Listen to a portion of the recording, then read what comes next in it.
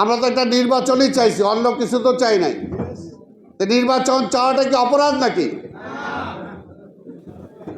নির্বাচন চাই, নির্বাচনের জন্যই সব, নির্বাচনের জন্যই সব। আওয়ামী লীগ না, আওয়ামী লীগের যে বন্ধু প্রতিবেশী, তারও বন্ধু আছে যারা বাইরে, এই সবার সাথে লড়াই করেই 17 বছর ধরে আমরা টিকে আছি। বলে যে বিএনপি কি করছে, ফিরাই দেন না 17টা বছর। আমার চৌধুরী আলমকে ফিরাই দেন, ইলিয়াস আলীকে ফিরাই দেন, অসংখ্য শহীদ হয়েছে যারা, তাদেরকে ফিরাই দেন, গুম হয়েছে যারা, তাদের ফিরাই দেন, সেই মায়ের বুকে ফিরাই দেন তাদেরকে। বড় বড় কথা বলেন।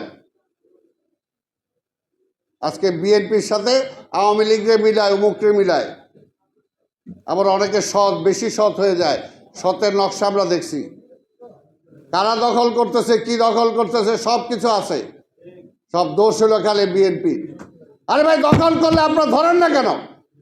ক্ষমতায় আছেন আপনি, দোষ দেন বিএনপিরে। ক্ষমতায় আছেন আপনি, সেই পূজা মণ্ডপ পাহারা দিতে হয় বিএনপিকে। ক্ষমতায় আছেন আপনি, তারেক রহমানকে নির্দেশ দিতে হয়, খবরদার সারা দেশে কোনো অরাজকতা হবে না। 5 দিন তো পুলিশ ছিল না, পুলিশের দায়িত্ব পালন করেছে বিএনপি। পুলিশ থানায় বসার সাহস পাচ্ছিল না, বিএনপি লোকজন নিয়ে পুলিশকে থানায় নিয়ে বসাইছে। কারণ বিএনপি জানে বিএনপি দেশপ্রেমিক দল। তো সেই কারণেই আজকে বলবো, দেশের আরেকটা অরাজকতার দিকে ঠেলে দিয়েন না। আমরা বুঝতে পারতেছি না, কয়েকদিন ধরে জনগণের মধ্যে একটা প্রশ্ন চলে আসছে, কিরে ভাই, দেশটা আবার কোন দিকে যাচ্ছে, কি হচ্ছে, কেন আজকে এই অবস্থাটা? ভোটের অধিকারের জন্যই সব।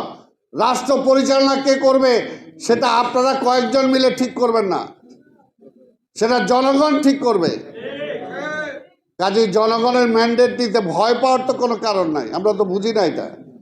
তাই ভাইয়ের আমার, আজকে যদি সরকারে যারা আছেন, সরকারে বৈশা যদি দল করতে চান, তাহলে আপনাকে আগে রিজাইন করতে হবে, পরিষ্কার কথা। আর সরকারের ব্যবস্থাপনা নিয়ে কোনো দল বানাইবেন, সেটাও হবে না। নিরপেক্ষ থাকেন, নির্বাচন করেন, নির্বাচন পর্যন্ত থাকেন। আর নির্বাচনের আগেই যদি নিরপেক্ষতা হারান, তাহলে রিজাইন করেন। রিজাইন করে যারা নিরপেক্ষ থাকতে পারবে তাদেরকে সরকারে নেন।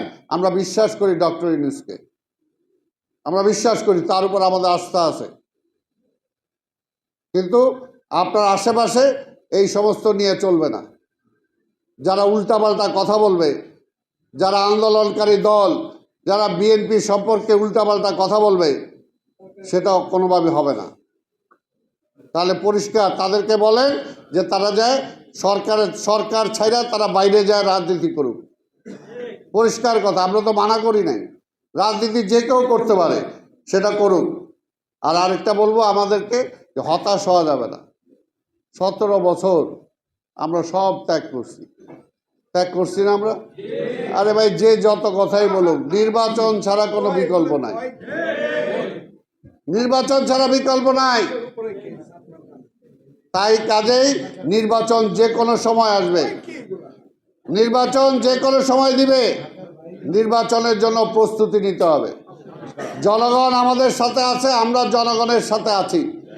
কাজেই ষড়যন্ত্র করে কোনো লাভ হবে না। জাতীয় আন্তর্জাতিক ষড়যন্ত্রকে ভেদ করেই আমরা টিকে আছি। তাই ইনশাল্লাহ আমরা বিশ্বাস করি যে আমাদের নেতা শহীদ রাষ্ট্রপতি জিয়া রহমান যে পথ দেখায় গেছেন, আমাদের সেই পথেই চলতে হবে। যদি সেই জিয়া রহমানের আদর্শকে আমরা বুকে ধারণ করতে পারি, অনুসরণ করতে পারি, তাহলে এই শক্তিকে ঠেকানোর মতো কেউ নাই। কারণ সেখানে থাকবে সততা, সেখানে থাকবে ডিসিপ্লিন। যদি এই দুইটা থাকে, এই দুইটা আদর্শ, সততা আর ডিসিপ্লিন নিয়ে যদি আমি চলতে পারি, দেশপ্রেম নিয়ে যদি চলতে পারি, তাহলে স্বাভাবিকভাবে এখানে আমার হারানোর কিছু নাই।